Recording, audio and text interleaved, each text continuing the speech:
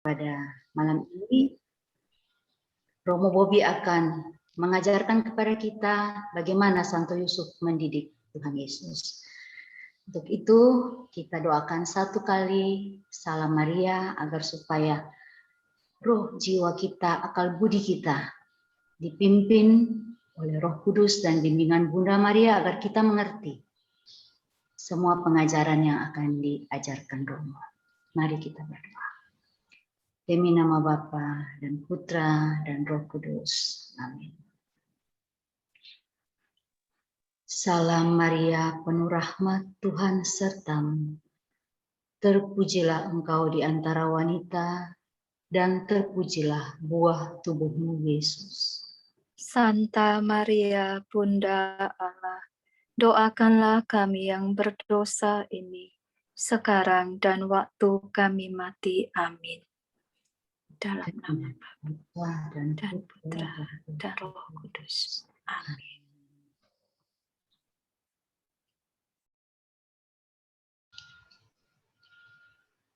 Baik, selamat malam semuanya. Saya mulai ya, Bu Yulce ya. Silakan, Romo. Baik, bagi yang baru bergabung dan juga bagi yang sudah akan 2 kali ini berjumpa dengan saya kembali memperkenalkan diri. Saya Romo Bobby MSF, misionaris keluarga kudus yang saat ini saya sedang menjalani studi di kota Roma di Italia. Saya sekarang sedang berada di sebuah paroki yang digembalakan oleh MSF di kota Roma. Dan dengan senang hati kita melanjutkan ya webinar kita. Kemarin kita sudah membahas tentang ketulusan hati atau sifat dikaios, sifat sadik dari Santo Yusuf yang akhirnya juga menjadi sikap dari Tuhan kita Yesus Kristus ya. Santo Yusuf dan Tuhan Yesus sama-sama disebut sebagai orang yang sadik, orang yang dikaios, orang yang tulus hati ya. Nah, sekarang saya akan membagikan materi kita, sosok Santo Yusuf sebagai pendidik Tuhan Yesus ya. Nanti kita akan mendalami bagaimana secara lebih terang benderang ya peran Santo Yusuf di dalam kehidupan dan pengajaran Tuhan Yesus. Nah, apakah slide sudah tampil? Tampil, bagus. Baik, ya. Kita mulai dari awal. Ya. Nah, ini adalah cover buku saya ya. Buku yang kedua. Buku pertama saya adalah Wanita-Wanita Mulia dalam Alkitab, 35 kisah dan renungan. Dan ini adalah buku yang kedua, Mencintai Santo Yusuf, Renungan dan Aneka Devosi, kata pengantar oleh Monsinyur Justinus Harjo Susanto MSF, yang berkarya sekarang menjadi Uskup Agung di Samarinda. Ya. Sekedar cerita tentang Monsinyur Harjo Susanto. Dulu beliau adalah uskup di Tanjung Selor, ya, Keuskupan Tanjung Selor. Nah, pada tahun 2010, 2009, 2010, saya sempat menjalani tahun pastoral, ya, KKN, begitu, selama 1 tahun di Paroki Sungai Kayan yang ada di Kalimantan Utara, di bawah pengembalaan Monsinyur Justinus ini, sehingga saya merasa cukup akrab ya dengan Monsinyur Justinus Harjo Susanto ini, sehingga saya berani memohon kata pengantar untuk buku yang sederhana ini. Nah, nanti soal pembelian buku, jika tertarik, nanti kita bahas ya. Kita masuk ke materi kita yang adalah sebenarnya salah satu pengembangan dari bab-bab di dalam buku Mencintai Santo Yusuf ini. Nah, kita selama ini mendengar Santo Yusuf itu dalam Alkitab terjemahan Indonesia itu adalah tukang kayu ya. Nah, misalnya dalam Injil Matius bab 13 ditulis, bukankah ia ini anak tukang kayu, begitu ya. Tentang Yesus ya. Yesus adalah anak tukang kayu, begitu ya. Nah, dalam Injil Markus sedikit berbeda. Tadi Injil apa? Coba saya kembali ya ke slide yang pertama. Tadi Injil Matius ya. Yesus anak tukang kayu, ya kan? Nah, Injil Markus coba kita lihat di sini. Bukankah ia ini tukang kayu? Ya. Coba lihat apa kata yang hilang di sini. Ya, saya kembali ya. Slide pertama, anak tukang kayu, ya kan? Slide kedua, bukankah ini tukang kayu? Anaknya hilang, ya kan? Nah, bedanya apa? Nanti kita lihat ya. Bahwa kemungkinan besar di dalam Injil Matius, kita kembali lagi, ini menggambarkan Tuhan Yesus yang masih belajar di bawah, katakanlah, pelatihan ya, yang diadakan oleh Santo Yusuf. Jadi, Yesus belum menjadi tukang kayu mandiri, ya kan? Dia masih disebut, oh anaknya tukang kayu. Ya kalau zaman sekarang, oh anaknya Pak Bos gitu ya. Atau, oh anaknya Pak petani, nah, begitu kan? Nah, dalam Injil Markus sudah mandiri Tuhan Yesus. Bukankah ia ini tukang kayu? Anaknya hilang ya. Jadi Tuhan Yesus sudah menjadi tukang kayu. Ya, sudah mandiri dia. Dan berikutnya, anak Maria, ya. Saudara Yakobus, Yoses, Yudas dan Simon, dan bukankah saudara-saudaranya yang perempuan ada bersama kita? Lalu mereka kecewa dan menolak dia. Ini adalah orang-orang di Nazaret ya. Nah, nanti kita kembali soal ini ya, soal anak Maria, soal nama-nama saudara Yesus dan sebagainya ya. Nah, ini makna saudara-saudari Yesus itu bukan otomatis adik dan kakak kandung atau adik dan kakak tiri dari Tuhan Yesus.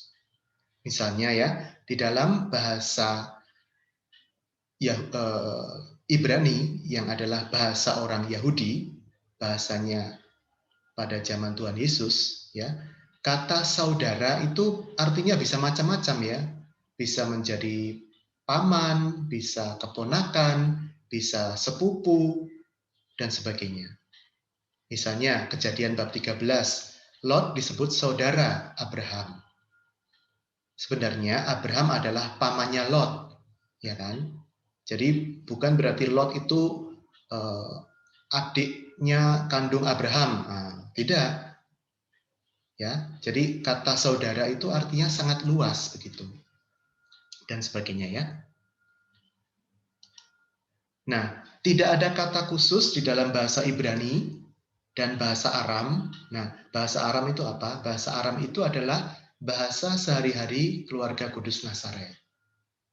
Yang satu rumpun, satu keluarga bahasa dengan bahasa Ibrani, bahasa orang Israel pada umumnya. Nah, bahasa Aram dan bahasa Ibrani ini mungkin ya mirip-mirip antara bahasa Indonesia dan bahasa Malaysia. Ya, jadi sangat mirip, sangat dekat dua bahasa ini. Nah, di dalam dua bahasa itu tidak ada kata khusus untuk menyebut sepupu. Ya, jadi sepupu juga ditulis sebagai saudara.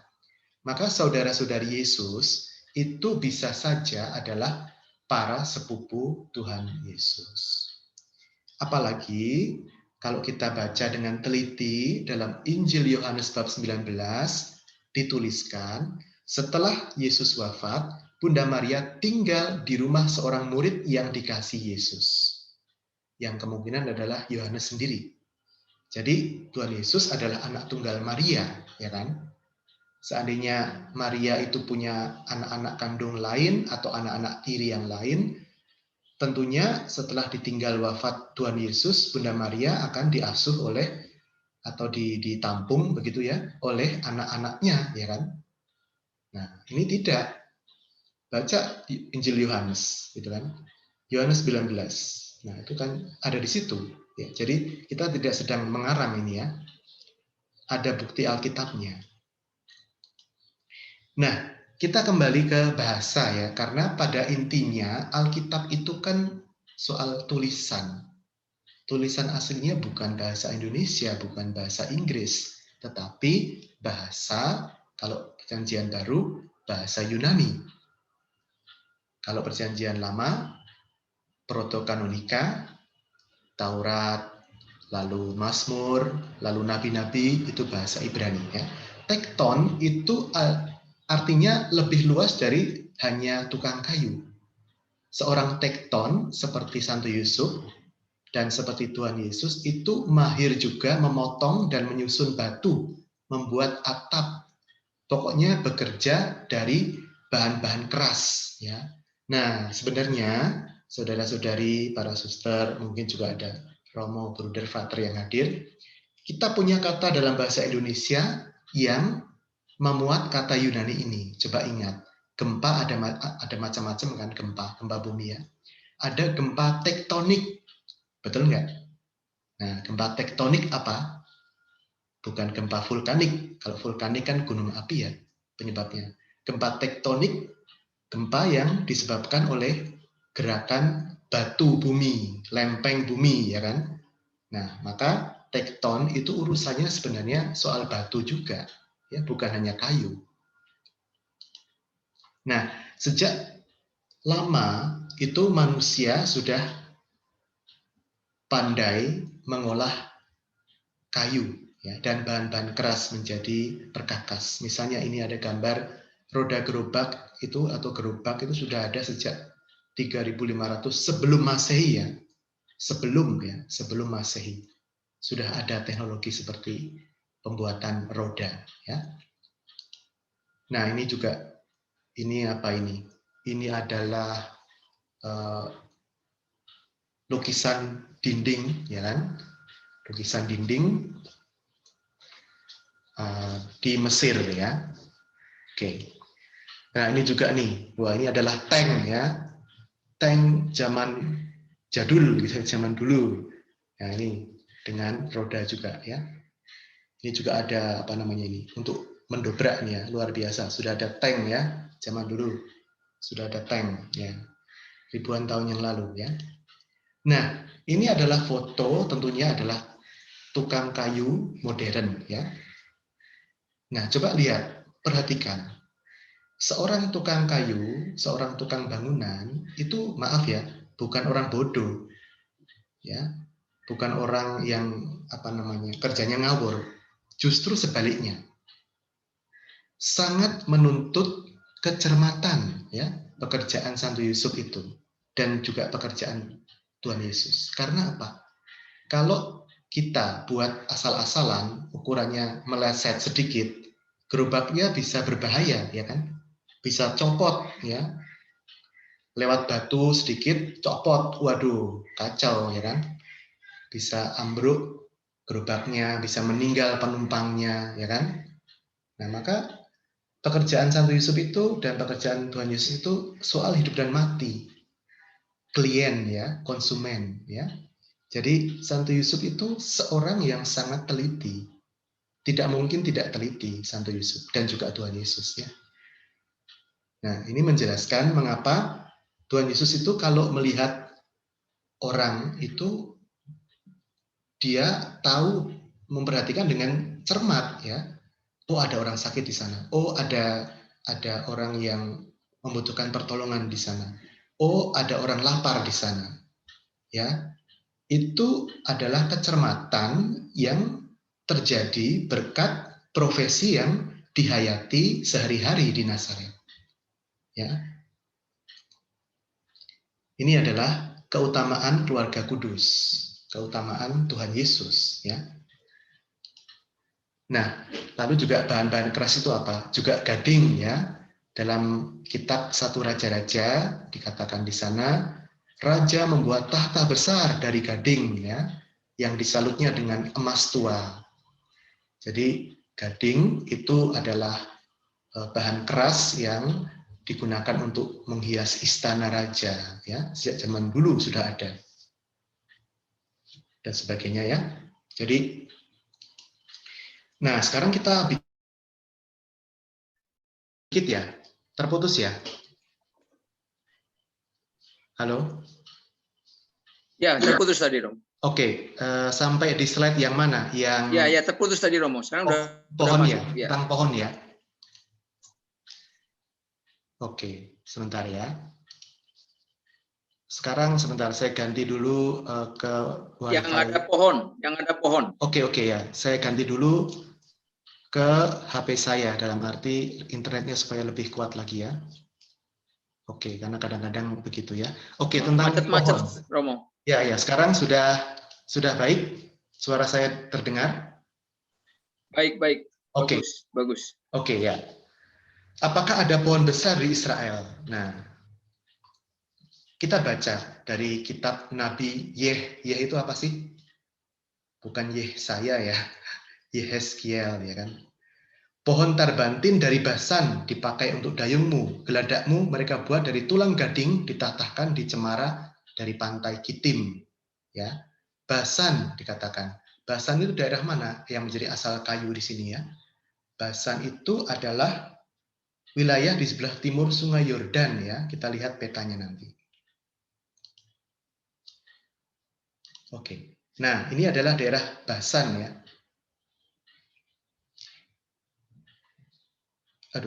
Kelewatan sebentar ya. Jadi ini adalah Israel, ya. Ini adalah danau tadi, danau Galilea. Nah, daerah Basan itu ya daerah ini. Ini ya. Daerah Basan ya. Lalu berikutnya.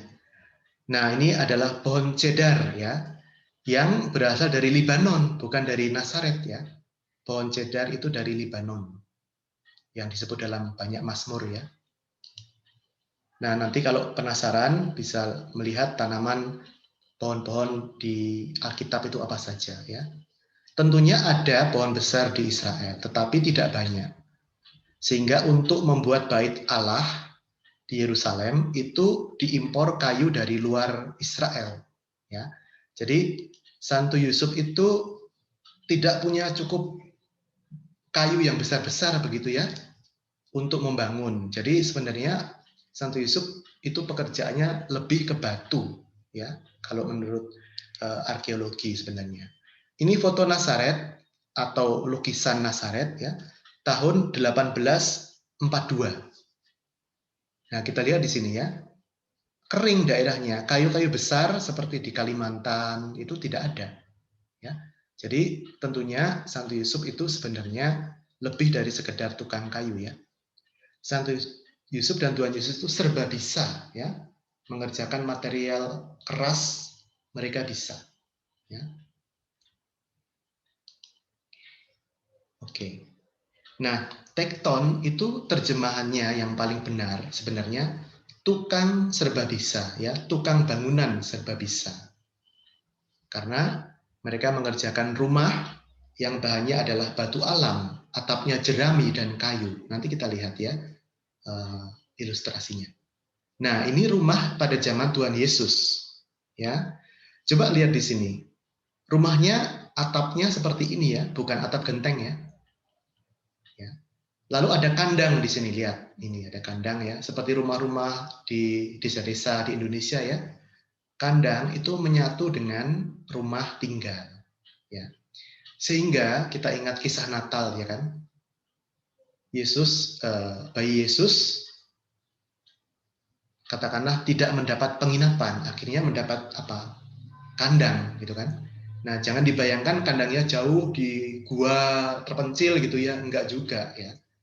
Kandang itu ya di kandang di dekat rumah gitu. Ya kan? Nah, lalu lihat ini ada apa ini? Batu giling ya. Batu giling ini fungsinya apa? Kalau terjadi hujan, atap rumah pada zaman itu yang terbuat dari tanah liat dan jerami itu mudah sekali berlubang, ya kan? Namanya juga tanah liat. Kalau kena air ya dia jadi hancur ya.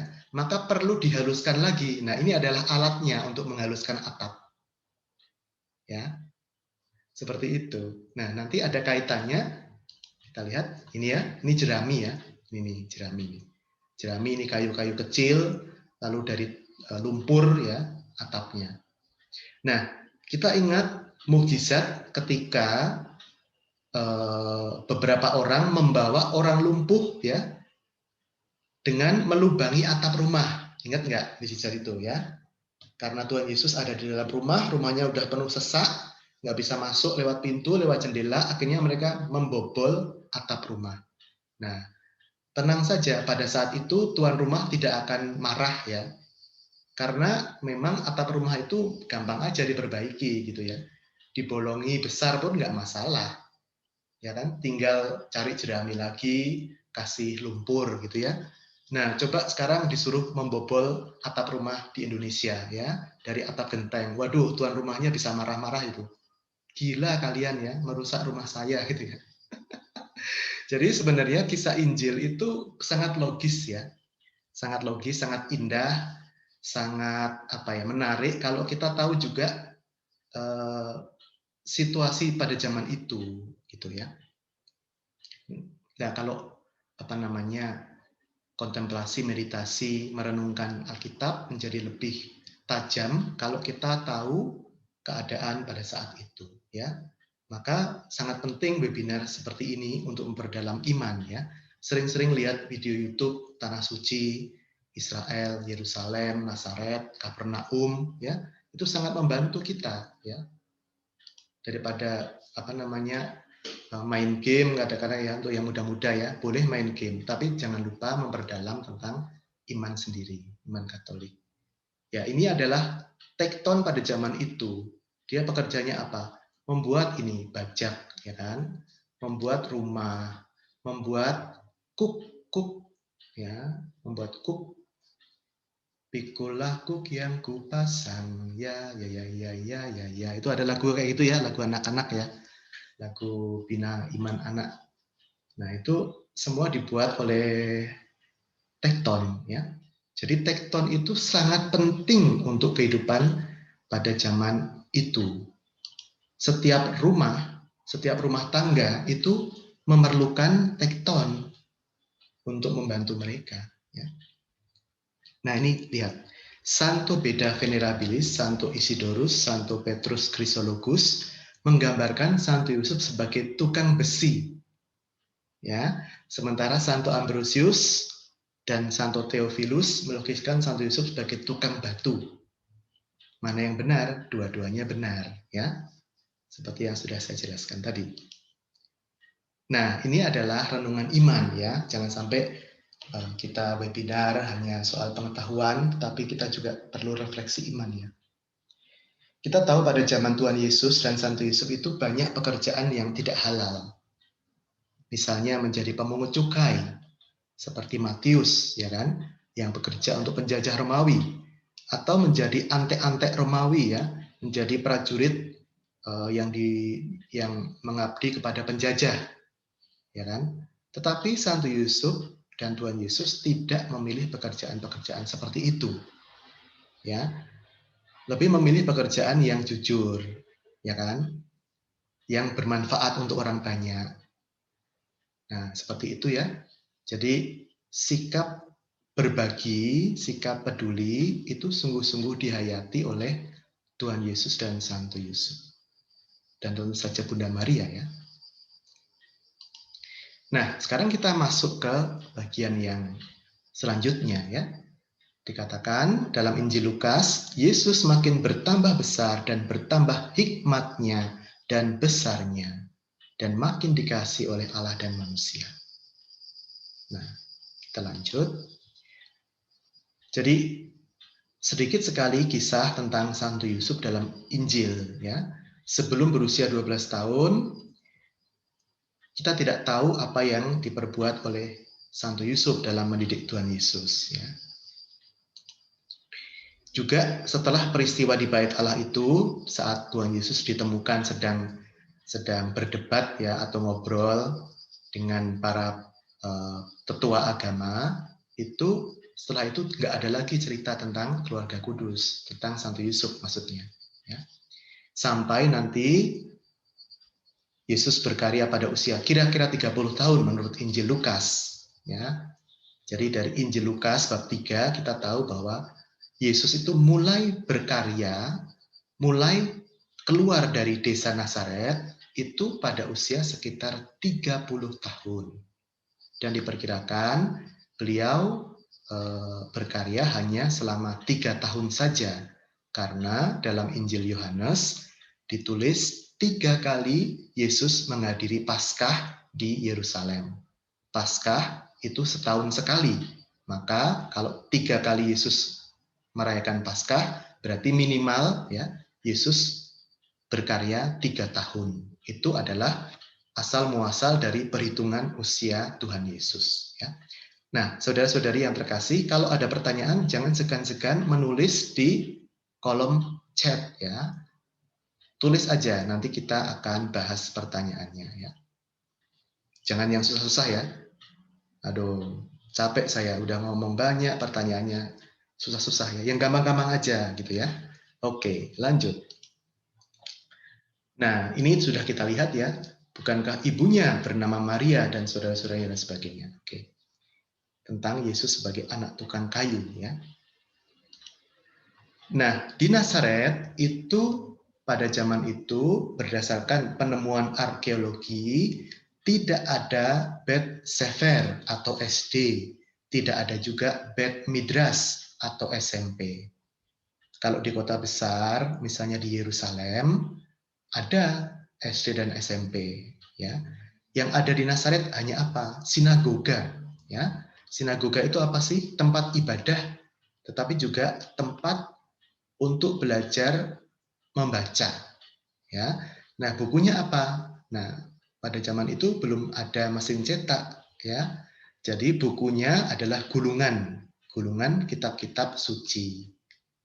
Ya. Jadi Tuhan Yesus itu belajar membaca dari membaca kitab-kitab suci orang Yahudi.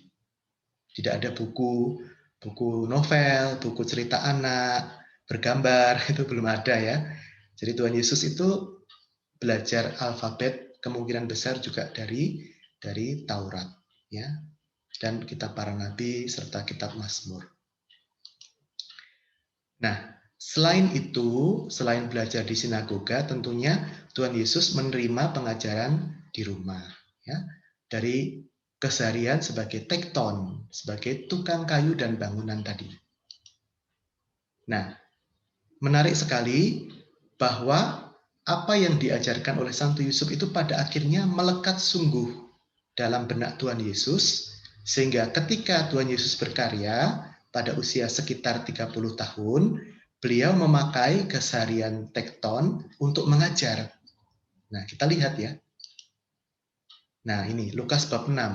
Yesus mengumpamakan orang munafik sebagai orang yang melihat selumbar. Selumbar itu apa sih?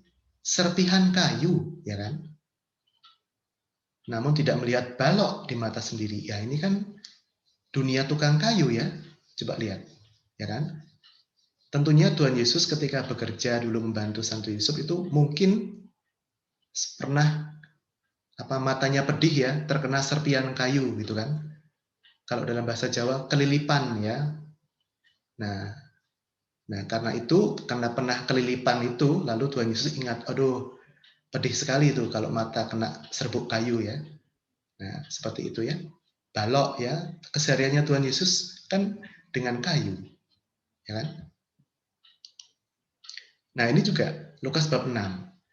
Perumpamaan tentang pelaku firman ya. Pendengar dan pelaku firman membangun di atas batu. Sedangkan orang yang cuma mendengar doang, enggak melakukannya, itu mendirikan rumah di atas tanah tanpa dasar atau di atas pasir ya. Nah, ini adalah keseharian Tuhan Yesus sebagai tukang batu, ya kan? Juga batu penjuru ya. Batu yang dibuang oleh tukang-tukang bangunan, batu yang dibuang oleh tekton ya, telah menjadi batu penjuru. Batu yang enggak kepake menjadi batu penjuru. Ya, Tuhan Yesus ya, yang dianggap orang desa, orang bodoh, ya kan? Dianggap hoax, mengaku sebagai Mesias, gitu kan? Tetapi ternyata sungguh-sungguh pilihan dari Tuhan, ya kan? Jadi Tuhan Yesus sendiri batu yang dibuang oleh tekton, tetapi menjadi batu penjuru, ya. Batu penjuru itu batu kunci, ya, batu yang kuat, yang memperkuat struktur bangunan. Ya. Nah, tentunya juga dalam bidang rohani, keluarga kudus itu keluarga yang sangat saleh, ya. Ada macam-macam bukti di sini tentang kesalehan keluarga kudus Nazaret. Nah, yang menarik adalah bahwa sebenarnya ayah Santo Yusuf itu menjadi figur utama dalam pendidikan seorang anak Yahudi pada konteks zaman itu. Mengapa? Karena biasanya ibu seperti Maria itu mengasuh anak sampai usia 4 atau 5 tahun. Setelahnya anak diasuh oleh ayah. Ayahlah yang mengajari membaca, mengajari berdoa, mengajari bekerja, mengajari juga hal-hal tentang moral, ya. Nah, karena apa? Masyarakat Yahudi adalah masyarakat yang menekankan peran laki-laki, ya. Suka tidak suka demikian. Bukan berarti lalu perempuan tidak dihormati, enggak, ya. Tetapi memang kulturnya seperti itu, ya kan? Di Indonesia pun kan masih banyak suku-suku yang seperti ini ya sampai sekarang, ya kan? Nah, jadi wajar saja kalau Yesus itu sebenarnya secara historis beliau lebih banyak menghabiskan waktu di bawah bimbingan Santo Yusuf, ya. Terutama dalam kerja itu sangat jelas, ya.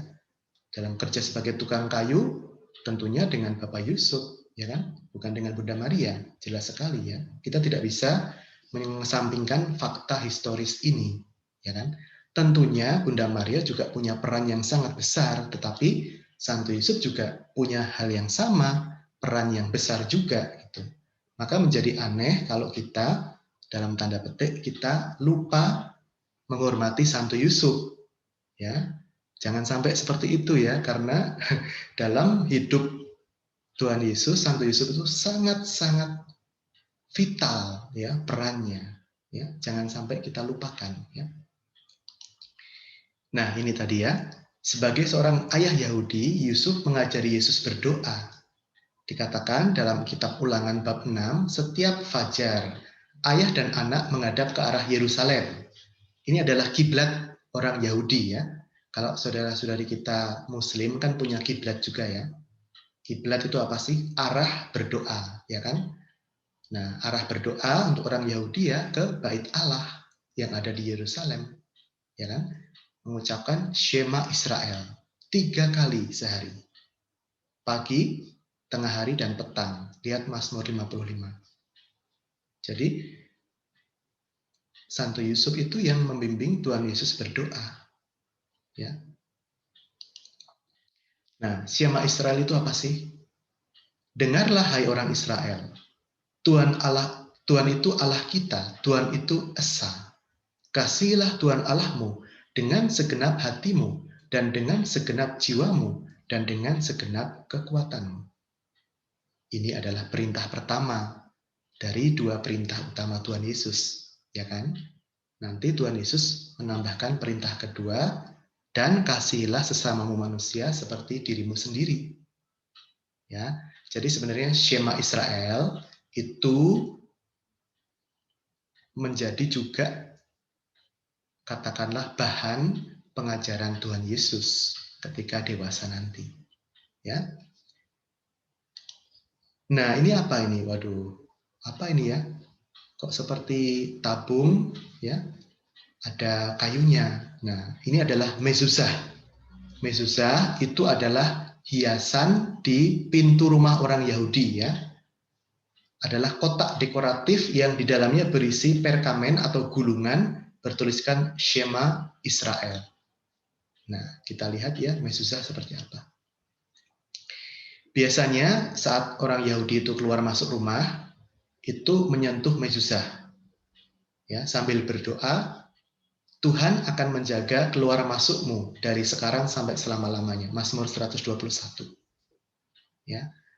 Jadi sebelum bekerja itu berdoa dulu. Nanti masuk rumah, pulang kerja, berdoa lagi.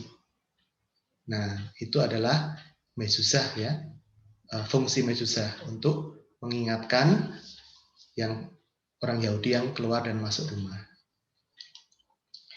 Nah, lalu juga ya, Tuhan Yesus juga belajar komentar lisan atas Taurat. Bukan hanya belajar membaca, ya kan, tapi juga belajar komentar lisan atas Taurat. Sehingga Tuhan Yesus bisa berdebat dengan para ahli agama itu juga karena diajari anak-anak pada zaman itu untuk belajar komentar lisan, ya.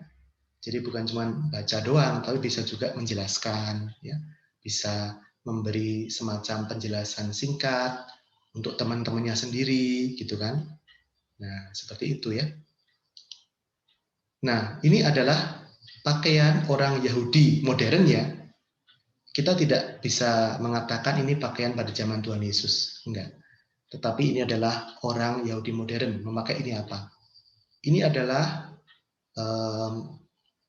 filakteris ya, atau tefilin ya, yang dipakai oleh orang Yahudi yang sangat setia. Di dalam kotak ini, di kepala ini, di dahi ini ada juga apa namanya, gulungan Alkitabnya ya, gulungan bukan Alkitab, gulungan Tauratnya ya. Nanti kita lihat. Jadi tefilin itu ada dua, dipakai di lengan ini ya, di lengan, dan dipakai di dahi ya. Ini adalah tali sembayang yang disebut oleh Tuhan Yesus ya. Tali sembayang orang Farisi itu adalah tefilin dan tadi yang kita lihat di gambar tadi ya. Nah, ini gambarnya nih, lihat ya. Di dahi, lalu di tangan itu ada dua tefilin ya, ini di dahi ini. Ya. Untuk menandakan bahwa orang Yahudi itu sangat menghormati kitab-kitab suci. Jadi kitab-kitab suci itu harus betul-betul diingat ya, diingat dan dilakukan dalam hidup sehari-hari. Nah, jadi kultur keagamaan orang Yahudi itu demikian kuat ya. Soal-soal cinta kepada Yahweh dan sebagainya itu merasuk ke dalam benak setiap orang Yahudi, termasuk juga di dalam benak Tuhan Yesus tentunya ya. Ini ada tefilin tangan, ada tefilin kepala ya kan, dan fungsinya ya. Nah, ada di kitab Ulangan bab 6 ya. Haruslah juga engkau mengikatkannya sebagai tanda pada tanganmu dan haruslah itu menjadi lambang di dahimu. Ya, ini tentang perintah Tuhan ya kan, yang harus diikatkan begitu ya di tangan dan lambang di dahimu. Ya, ini adalah dari kitab Ulangan bab 6.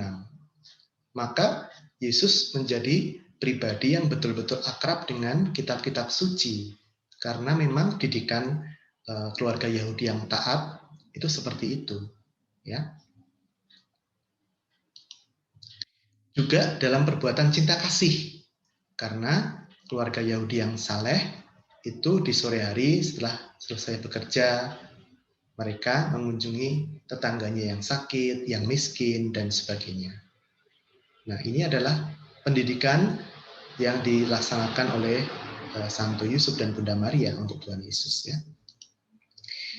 Nah, maka menjadi renungan untuk kita semua, bagaimana kita mendidik generasi muda, mendidik diri sendiri berdasarkan teladan Santo Yusuf yang barusan kita dengar. Ya. Kecermatannya bekerja, ketekunannya berdoa, berbuat baik, dan sebagainya. Ya. Keseimbangan antara doa dan perbuatan cinta kasih dalam keluarga kita. Ya. Jangan ekstrim ya.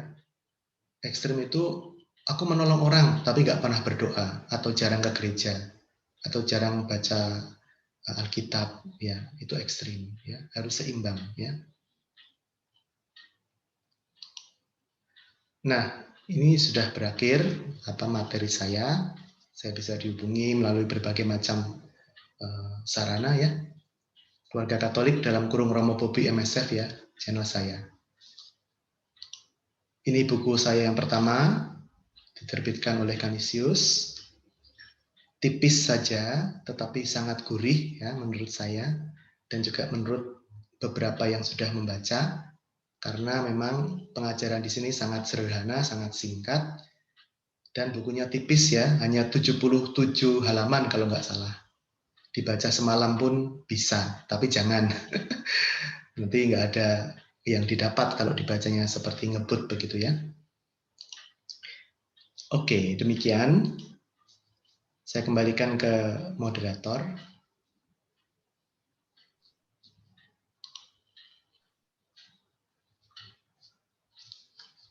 Terima kasih Romo Bobi untuk pengajarannya yang sangat-sangat jelas pada malam hari ini. Kami semua merasa seperti memang dipertambahkan lagi pengetahuan yang kita cuma tahu sedikit-sedikit dari baca Alkitab, tapi ini lebih jelas, Romo. Jadi terima kasih banyak, kami semua diberkati dengan begitu jelas dan begitu baik Romo menjelaskan. Saya cuma kesimpulan satu saja Romo yang saya ambil dari Mazmur 119 ayat 9. Dengan apakah seorang muda dapat mempertahankan kelakuannya bersih, yaitu dengan menjaganya sesuai dengan firman Tuhan. Seperti Santo Yusuf sudah mendidik Tuhan Yesus dengan begitu sangat baik, begitu sangat cermat, sampai kecermatan tekton yang tukang bangunan yang serba bisa. Jadi itu yang kami semua berharap. Kami di sini bukan hanya juga ada para ayah, tapi kami juga ada ibu-ibu yang single parents. Kami berharap juga didikan dari Santo Yusuf kepada Tuhan Yesus juga bisa kami dapatkan, bisa kami terapkan. Begitu, Romo. Ya, saya tanggapi ya Romo, dari chat ya. Oh iya, ada dari chat, Romo. Ya, baik. Seandainya semua orang Katolik mendapat pengajaran tentang ini, ya ini adalah tugas kita ya. Jadi saya harap kita semua yang sudah mendapatkan pengajaran ini meneruskannya, ya, meneruskannya. Caranya macam-macam, ya, tentu dengan bisa juga sharing di medsos, kesannya setelah mengikuti ini, ya kan? Bisa diskusi di keluarga. Oh, di tahun Santo Yusuf ini apa yang bisa kita lakukan ya? Yuk nambah waktu doa bareng yuk. Ya, misalnya hari Minggu kita doa yuk, novena Santo Yusuf, ya. Doa-doa singkat, yuk kita belajar menghafalkan Salam Yusuf, ya, sehingga bisa spontan berdoa bersama Salam Yusuf. Ya, macam-macam ya yang bisa kita lakukan untuk mencintai Santo Yusuf, dan tentunya tujuannya adalah mencintai Tuhan Yesus ya. Jadi ini adalah misi kita. Lalu kemudian dari Bu Steni, halo Bu Steni yang setia mengikuti ya, siap ada webinar meskipun materinya itu aja sebenarnya. Ini pujiannya Bu Steni ini buat saya jadi GR ini ya, jadi gede rasa ya. Ya memang sebenarnya Santo Yusuf itu nggak habis Bu.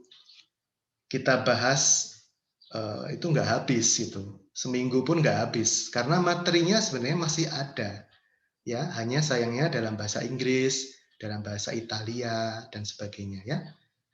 Buku-buku kalau saya datang ke perpustakaan ke toko buku di Italia ya, itu sangat melimpah ya. Kadang-kadang saya jadi iri sendiri gitu. Aduh, pantesan di Italia banyak orang kudus ya, banyak santo santa dari Italia ya. Karena memang luar biasa sekali pustaka rohani mereka ya. Jadi saya menulis buku-buku itu juga demi menambah wawasan pustaka Katolik di Indonesia ya. Lalu ini dari Dr. Swani ada beberapa pertanyaan. Bagaimana tradisi suci tentang akhir hidup Santo Yusuf? Apakah Santo Yusuf meninggal karena usia tua atau karena sakit? Ya, pertanyaan yang sangat menarik ya. Dan sebenarnya ini perlu satu webinar sendiri ya.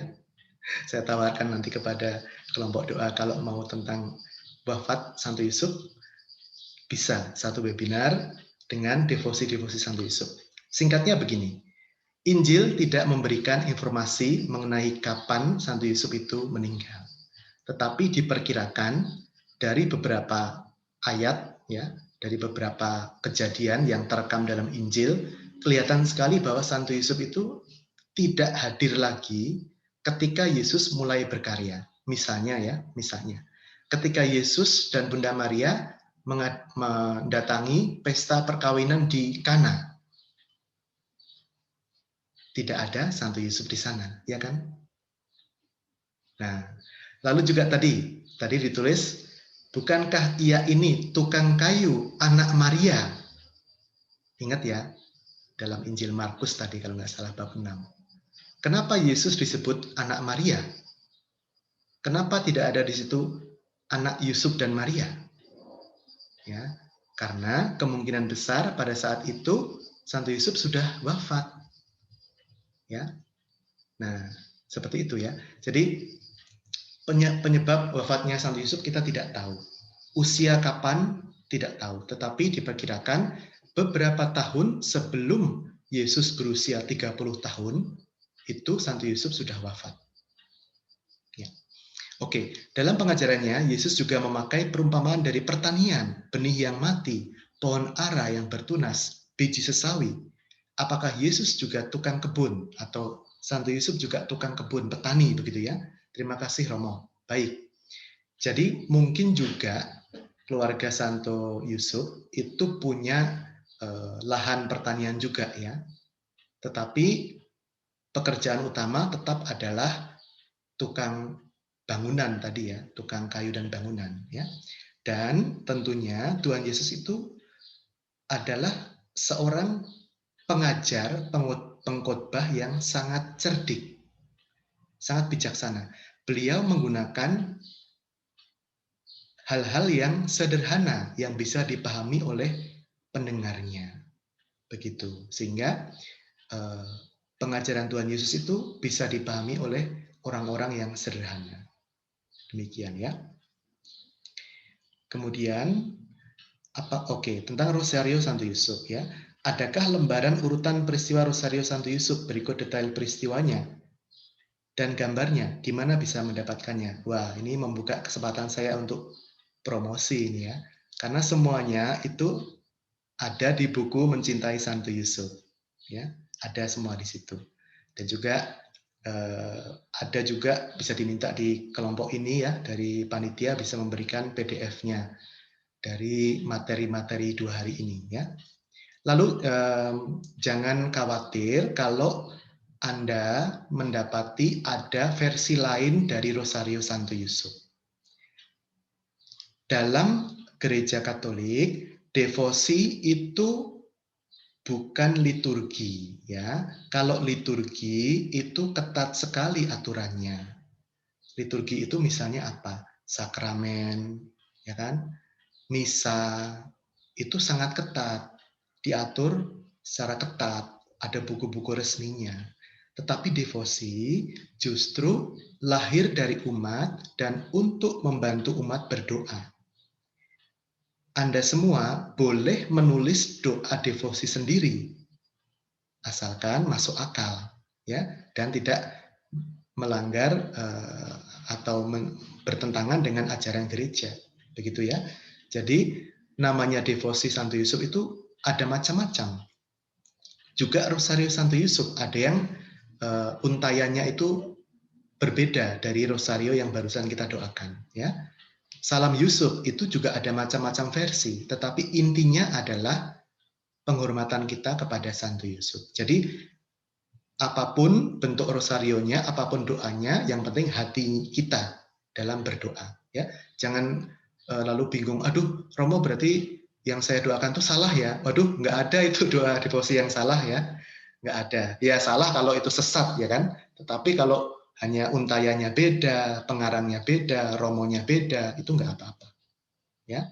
Dan saya maklum karena buku saya baru terbit 2019 ya, sehingga belum banyak dikenal. Ya.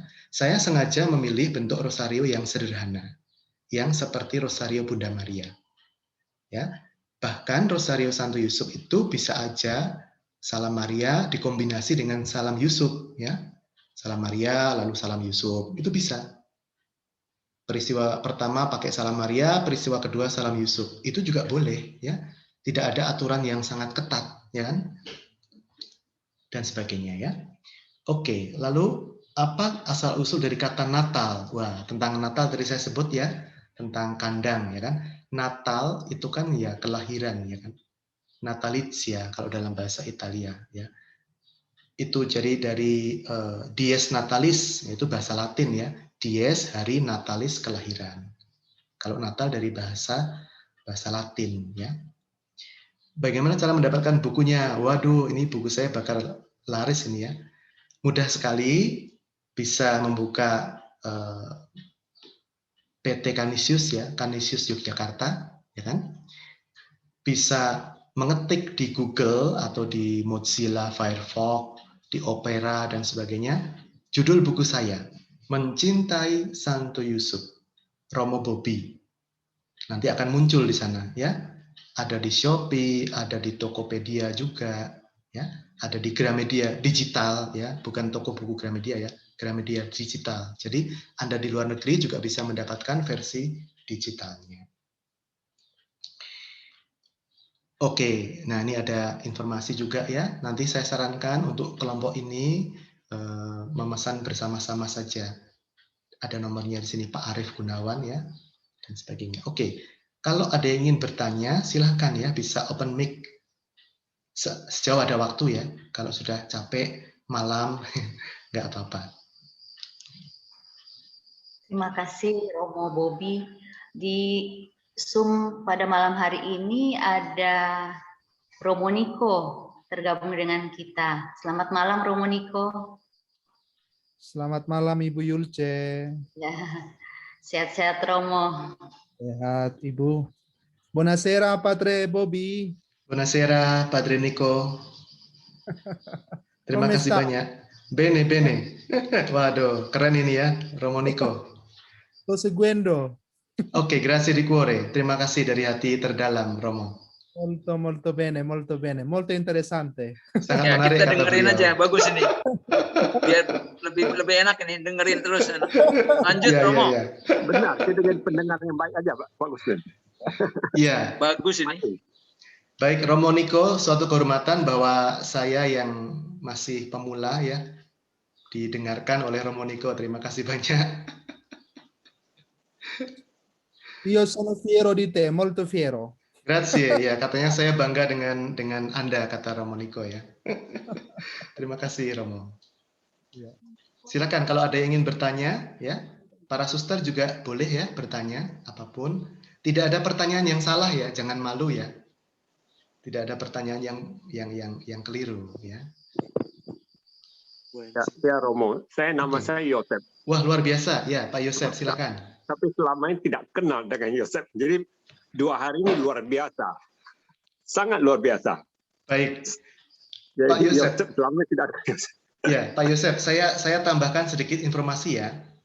Iya. Yosef, ya. Bagi yang punya nama Yosef, siapa aja yang punya nama Yosef di sini atau Yusuf? Selain Pak Yosef, ada juga ya yang lain ya? Jangan-jangan. Ada kayaknya ada satu lagi. Ada, Yosefin oke. juga ada itu. Oh ya, atau Yosefin ya versi ceweknya ya. Nah, arti Yosef itu dalam bahasa aslinya itu luar biasa ya. Yosef itu dari 3 kata, bukan 3 kata, 3 aksara Ibrani. Bahasa Ibrani itu seperti bahasa Arab ya. Kalau kata benda itu biasanya hanya 3 huruf. Nah, misalnya kitab. Kitab itu K, T, dan B, ya kan? Nah, hanya konsonan saja, ya kan? K, T, dan B. Kitab itu adalah buku. Orang yang pandai membaca kitab itu namanya katib, ya kan? Kalau dalam bahasa Arab. Tapi kan semuanya tetap K, T, B, ya kan? Yang berubah hanya vokalnya aja gitu. Nah, kalau vokalnya berubah, artinya berubah, ya kan? Nah, Yosef itu juga dari tiga konsonan saja, Y, S, dan P, ya kan? Nah, YSP ini dalam kata kerjanya adalah ia yang menumbuhkan, ya. YSP, ia yang menumbuhkan. Jadi Yosef itu seorang yang menumbuhkan, itu seorang yang mengasuh, ya. Jadi Santo Yusuf itu seorang yang mengasuh ya, seorang yang menumbuhkan. Luar biasa kan? Nah, Jadi yang nama Yosef ini cukup berat bebannya. banyak ya, harus menumbuhkan ya. Jangan merusak ya kan, jangan merusak, jangan bikin kacau. Harus menumbuhkan ya kan, harus Jadi harus rajin berubah, ya. harus ISP. berubah jadi Lalu lebih baik lagi. supaya adil ya, Maria. Nah, Maria itu ada dua versi. Dalam versi Ya, istri bahasa saya namanya Mesir. Maria juga. Ya, baik ya. Untuk yang Maria di sini ya, Mariani, Mariana, dan Maria ya. Maria itu ada dua versi. Versi yang pertama dia asalnya dari bahasa Mesir kuno, yang artinya adalah pahit. Ya, Maria, MR itu artinya bisa pahit ya. Nah, itu dari mana? Dari Maryam. Ya, Maryam itu siapa? Dalam Perjanjian Lama siapa? Ada kan Maryam ya? Miriam ya maksud saya, Miriam, ya kan? Kakaknya Musa. Nah, kakaknya Musa, ya kan? Kakaknya Musa. Jadi MR itu orang yang mengalami kepahitan.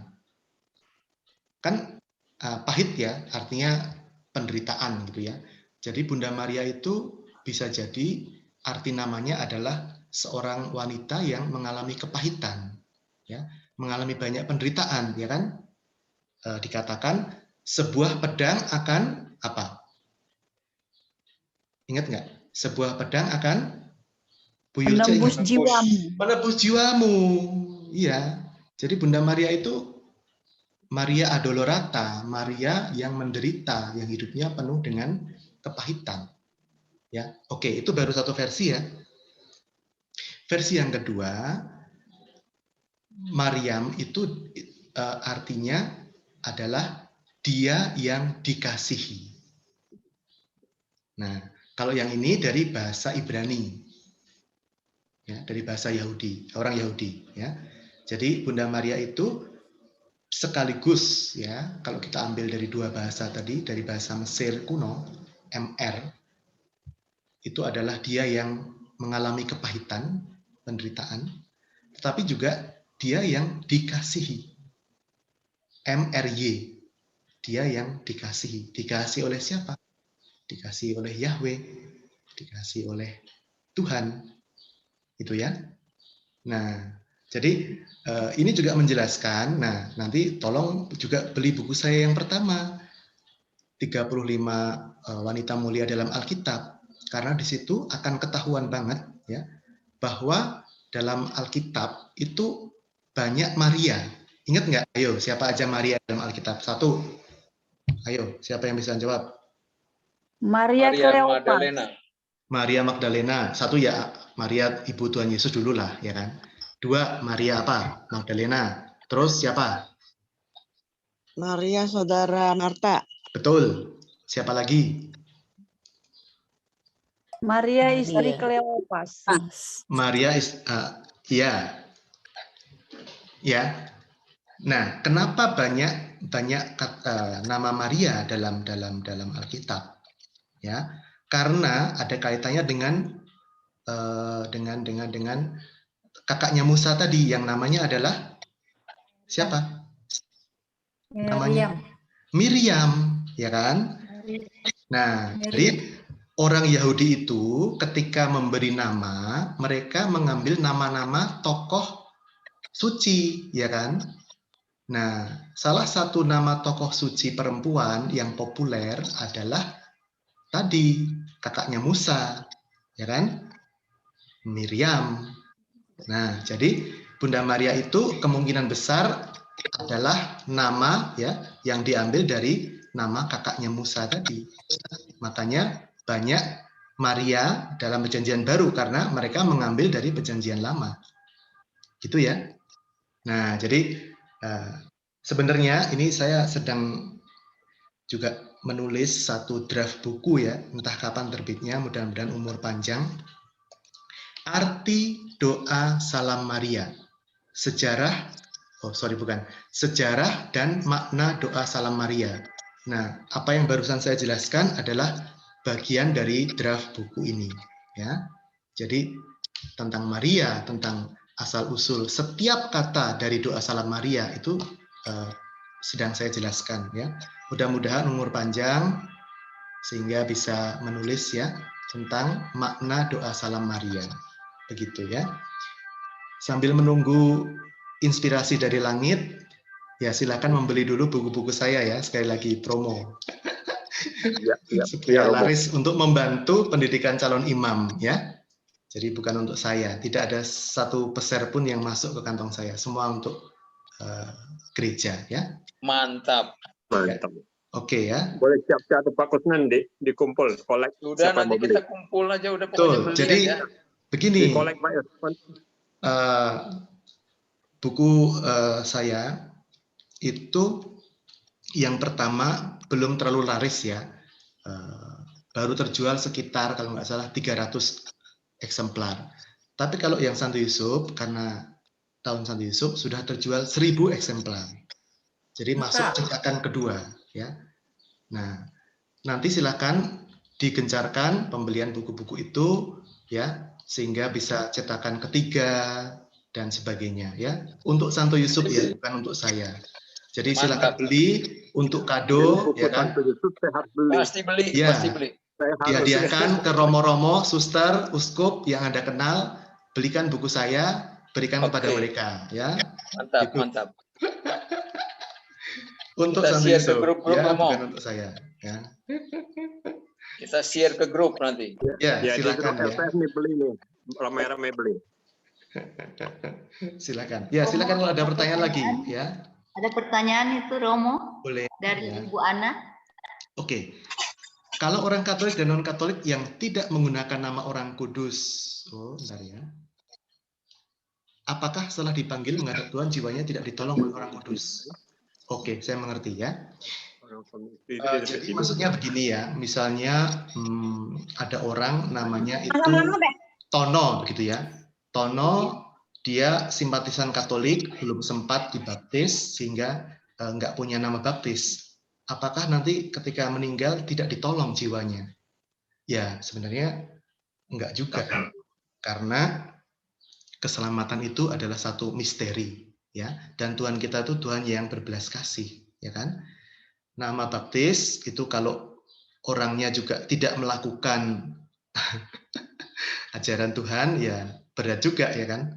Karena nama itu, nama baptis bukan jaminan keselamatan absolut, ya. Iman dan perbuatan itu, dan juga orang yang berbuat baik ya sesuai dengan apa yang dimaksudkan oleh Tuhan Yesus itu juga kiranya akan diselamatkan oleh Tuhan ya. Ini adalah pandangan keselamatan dalam Konsili Vatikan yang kedua ya. Orang yang tidak atas kesalahannya sendiri itu tidak atau belum mengenal Kristus, dia tetap ada peluang untuk selamat asalkan dia berkehendak baik selama hidupnya ya. Jadi misalnya ya, maaf ya, terjadi kan dalam hidup romo-romo kami juga, romo-romo MSF ya. Romo MSF itu beberapa dari keluarga muslim ya. Kami punya konfrater, sahabat Romo Fajar Muhammad MSF. Ada yang mengenal? Ya, Romo Fajar Muhammad ya, seorang romo ya kan. Tapi kan dari keluarga muslim ya. Nah, apakah maaf ya, lalu otomatis keluarga Romo Fajar Muhammad itu katakanlah nggak selamat? Waduh, nanti dulu ya. Orang tua beliau yang mendidik dengan baik, mengantar menjadi seorang pastor, apakah lalu tidak diselamatkan? Saya tidak tahu, tanyakan pada Tuhan ya. Nah, artinya kita jangan lalu memutlakkan ya, karena keselamatan itu suatu misteri. Misteri yang juga tergantung dari kehidupan kita. Jadi orang-orang yang belum mengenal Tuhan Yesus bukan karena kesalahan mereka masih berpeluang selamat. Ya. Kalau dalam 1 Timotius bab 2 ayat 3, ada yang punya Alkitab sekarang di dekat Anda? Silakan, minta tolong. 1 Timotius 2 bab ayat 3, tolong dibaca. Pak Yosef, wah ini keren ini. Ya, sigap ya, seperti Santo Yusuf, sangat sigap. 1 Timotius 2 ayat 3, Pak. Ya, atau siapa yang lebih cepat dari Pak Yusuf? Silahkan ya. Nanti dapat kado ya. Kadonya saya doakan 1 kali salam Yusuf deh. 1 Timotius 2 ayat 3. Janganlah kamu memberi dirimu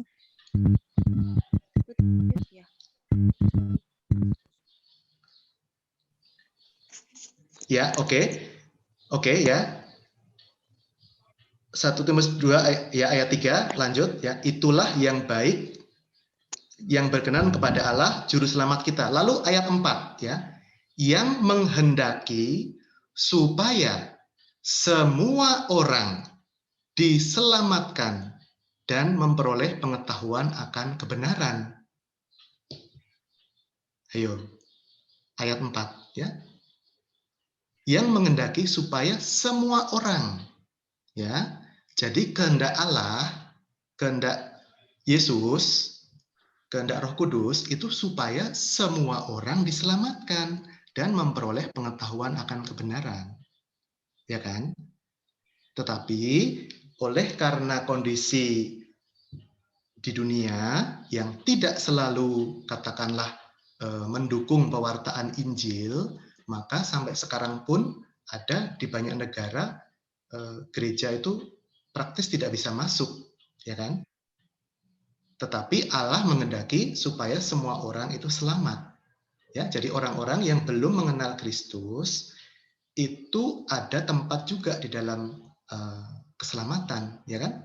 Nah, cara mengingat ayat itu mudah ya, yang tadi ya. 1, 2, 3. 1 Timotius bab 2 ayat 3. Oke? Ya, 1, 2, 3. Lalu masukkan Timotius. Ya. Lalu baca ayat berikutnya, ya kan? Itu tentang keselamatan untuk sebenarnya kehendak Allah menyelamatkan semua orang, ya. Jadi jangan takut, maaf ya, kalau misalnya nenek Anda, kakek Anda, orang tua Anda itu belum Katolik atau meninggal dalam keadaan tidak sebagai orang Katolik, jangan khawatir. Allah menghendaki keselamatan mereka juga. Doakan saja arwahnya, ya kan? Nah, gitu ya. Jadi jangan lalu, aduh kok begitu ya, dulu belum sempat baptis, gitu-gitu. Nah, jangan khawatir, doakan saja. Ya, tentu tetap bertugas memperkenalkan orang kepada Kristus. Itu tetap kita jalankan. Ya, oke.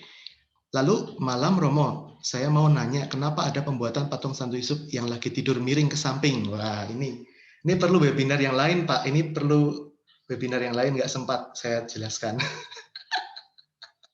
Nanti, tapi jawabannya begini singkatnya ya, itu adalah devosi Santo Yusuf tidur, yang menjadi devosi juga dari Paus Fransiskus. Ya. Jadi Paus Fransiskus itu kalau punya permohonan, beliau menulis di atas kertas, lalu kertas itu beliau letakkan di atas gambar Santo Yusuf yang sedang tidur, dengan kepercayaan bahwa Santo Yusuf yang tidur itu akan memimpikan doa-doa yang ditaruh di situ, ya, menyampaikan kepada Yesus maksudnya, ya, seperti itu. Iya, apakah doa Bapa Kami diajarkan oleh Santo Yusuf? Sepertinya bukan, ya, itu adalah kreasi dari Tuhan Yesus sendiri, ya. Oke. Sudah ngantuk ya? Terima kasih Romo Bobi atas semua pengajaran dan juga. Jangan diborong Romo. Ya, biar ya. nanti ada episode selanjutnya. Ya, jadi kan ini ikatan cinta Santo Yusuf gitu ya, episode ke-1000 gitu ya. Iya, jadi ada episode selanjutnya. Ikatan Will be cinta. continue. Betul, ikatan cinta Ya, Maria dan Yusuf. Tinggal Pak Kusnan ngatur waktu aja lagi, Pak Ya Kusnan. betul, nanti Ibu Regina. Ibu Regina bisa ngatur nanti. Baik, ya. Dengan senang hati, Pak. Terima kasih Romo. Mengingat waktu yang sudah semakin larut, mari kita tutup pertemuan Ya, pada malam ini. Romo Bobi diminta untuk mendoakan kami semua dan juga doa berkat bagi kami. Baik, mohon maaf atas mungkin ada hal-hal yang kurang berkenan ya. Juga ternyata saya laki-laki tetapi cerewet, ceriwis. Kalau bicara tentang Santo Yusuf, jadi melebihi waktu ya, tidak apa-apa. Mari kita satukan hati kita, para romo, suster, brother, frater, saudara-saudari di dalam doa. Mohon mematikan mic dulu supaya tidak mengganggu doa penutup dan berkat kita. Mari kita berdoa dalam nama Bapa dan Putra dan Roh Kudus. Amin. Ya Bapa yang pengasih dan penyayang, Engkau yang menghendaki keselamatan semua orang. Kami berdoa untuk kami sendiri, untuk orang-orang yang memohon, yang berharap pada doa kami. Tetapi juga secara istimewa untuk orang-orang yang tidak punya siapa-siapa untuk mendoakan mereka. Mereka yang sakit, mereka yang ada dalam sakratul maut. Semoga Engkau memberkati mereka dengan berkat Tuhan Yesus dan juga dengan dukungan perantaraan doa Bunda Maria dan Santo Yusuf. Tuhan sertamu. Semoga kita, keluarga kita, komunitas kita, niat-niat baik kita dilindungi, diberkati oleh berkat Allah yang Maha Kuasa dalam nama Bapa dan Putra dan Roh Kudus. Amin. Baik, terima kasih banyak ya. Grazie Padre Bobby. Terima kasih Prego, Padre Pastor Nico. Bobby sudah Grazie. bersama dengan kita 2 malam. Terima kasih. Baik, Bu Regina, terima kasih. Bu Yulce, terima kasih ya. Sama-sama Romo Bobby. Mau foto lagi ya? Jangan-jangan. Pasti dong. Terima kasih Romo Bobby, luar biasa Sudah pakai sekali mikrofon, malam kita harus foto, ini Romo. pengajarannya. Terima Terima kasih kasih, banyak. Romo. Terima kasih Bu Mari kita Yuce. foto. Jangan dipakai dulu, kita Terima foto ya. kasih Pak Kusnen. Terima Supaya kasih jangan Bu Regina. teksnya. Saya minta. Romo Niko. Oke, kita Selamat halaman malam pertama Romo ya. Niko. Apa kabar? Baik, Kita dokter. foto dulu ya. 1, 2, 3. Pakai gaya bebas dong. Bebas ya. 1, 2, Gini nih. 3. Oke, sekarang halaman kedua. Sarangheo, sarangheo, sarangheo. Sarangeo, gini ya. Sarangeo ya. Gini ya. Ada Gini. Pak Michael, Jimmy. Oke, Sarangeo. Oke, iya. Thank you. Sip. Terima kasih.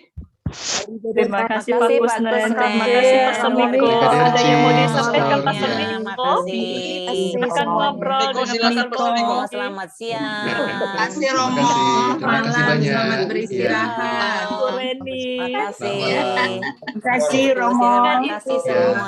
selamat Romo Bobby. Selamat malam. Terima kasih Yang di Romo Bobby. Amerika. Salam untuk Pak Joe Biden. Terima kasih Joseph Biden. Ya, rajin ke gereja ya Pak Joe Biden ya, luar biasa. Malam. Malam, bye-bye. Selamat kasih, malam, Romo, Bu Reni. untuk Ya, terima kasih. Semua Bapak. Good night. Oke, good night. Selamat beristirahat. Sampai jumpa. Bye.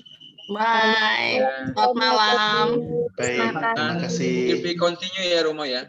To be continue ya. Kita Kami tunggu lanjutannya. ya, Romo. baik, ya. Panitia boleh langsung ngobrol ya untuk ngomong Pastor tentang Bobby. jadwal. Ya, Pastor Bobby, kebenaran kami kan ada rencana tanggal 15 Agustus. Rencana mengadakan doa 2000 kali Salam Maria dari Luar biasa. pagi subuh sekitar pukul 3.30 sampai sekitar jam 5-6 sore gitu. Ya. Jadi mungkin tanggal 16 tadi dikatakan Pastor Bobby lagi mencari inspirasi Ya. untuk menulis doa tentang Salam Maria. Betul. Mungkin bisa mungkin kami butuh itu ya. Iya. Supaya waktu kita mendaraskan doa Rosario Salam Maria dapat lebih mengerti maknanya, isi doanya. Betul. Sebenarnya begini, soal penjelasan Salam Maria itu sudah jadi, ya, sudah jadi 60% begitu. Maksudnya sudah bisa saya bagikan. Kalau diperlukan pun boleh. Baik, Ya, baik. penjelasan tentang setiap kata dari doa Salam Maria itu sudah ada. Hanya perlu perdalam lagi begitu ya, begitu. Silakan nanti 16 Agustus ya. 19 ya? 16 Oh, 16 Agustus. ya. Karena Jadi, tanggal 15 Agustus hari Minggu. Iya. Oke. Minggu, oke. Senin berarti. Senin ya. Senin. Itu misalnya saya 16 memberikan Agustus. penjelasan sekitar ya 40 menit bisa, 30 menit 1 jam bisa. juga nggak apa-apa, Romo. Ya? 1 jam juga nggak apa-apa. 1 jam. Oh, kalau gitu 2 jam deh sambil ngopi-ngopi gitu ya. Boleh. Ya, dengan senang hati nanti saya persiapkan ya. Iya, baik. Terima kasih banyak, Pastor Bobby. Ya, saya juga sebenarnya begini, sedang mengumpulkan doa-doa Salam Maria dalam bahasa daerah di Indonesia. Ya, jadi mantap. Betul, itu kekayaan rohani yang luar biasa. Saya sudah mengumpulkan beberapa sih, ada 10 bahasa daerah kalau nggak salah ya. Dan sebenarnya loh ya, bisa juga itu doa rosario didoakan dalam bahasa yang macam-macam, ya kan? Saya bisa bahasa Italia, Romanico juga bisa, ya. Bahasa daerahnya Romanico, bahasa Jawa, Saya bahasa Chinese, Romo. Chinese ya, dialek mana kan macam-macam ya, dialeknya kan. Nah bisa. Ada Medan, Romo. Ya bahasa. Nanti makanya dicari dulu teksnya itu teks yang bahasa daerah yang betul gitu ya, jangan sampai. Itu nanti Pastor Niko itu mesti nyari itu. Ya nanti. Dari NTT banyak sekali bahasa daerah dengan bahasa itu doa Salam Anang Amel Maria. itu. Ya, jadi sangat indah nanti ya, sangat indah kalau didoakan dalam bahasa daerah, bahasa Jerman bagi yang bisa, bahasa Prancis boleh. Ya, Nanti jadi 2000 slideshow-nya saya yang bikin, Romo. boleh ya, nanti dibuat aja gitu. Ya. Dan saya juga bergabung dengan sebuah grup anak-anak muda yang luar biasa ya, namanya One with Mary. Ya, satu bersama Maria. Anggotanya dari Indonesia, Malaysia, Turki, dari mana lagi? Pokoknya dari mana-mana deh, ya. Dan kalau bisa join dengan mereka, bagus sekali. Tanggal, ya. Nanti saya beri CP-nya ya. Oke. Mereka sangat semangat, sangat kadang-kadang rosario 2 kali, 3 kali sehari Pak mereka. Oh ya. Iya, anak-anak muda loh ini, anak-anak muda ya. Luar biasa ya. Biasanya kan anak muda identik dengan foya-foya ya. Enggak, mereka ini sangat, waduh, saya pun harus belajar ya, luar biasa untuk mencintai Bunda Maria dari mereka ini ya. Betul. Luar biasa ya. Baik. Sampai jumpa Baik, tanggal ya, terima 16 kasih. Agustus. Oke, ya. Nanti kita diskusi ya tentang ini. Terima kasih. Baik. Baik, terima Thank kasih. you, Romo Saya Bobby. live group lagi. Live webinar ya. Terima kasih. Oke, thank you. Selamat malam. God bless. Malam. Tuhan. Selamat istirahat, Romo. Sama-sama ya. Terima kasih. Ya.